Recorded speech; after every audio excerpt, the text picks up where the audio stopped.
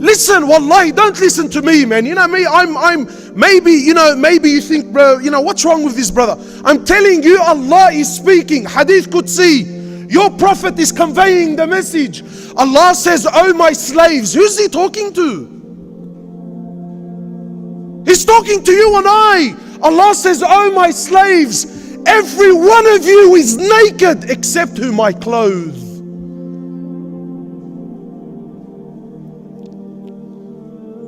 Today a brother buys a pair of Gucci shoes, he can't talk to him anymore. Sister buys a Louis Vuitton bag, Allahu Akbar. We used to be friends.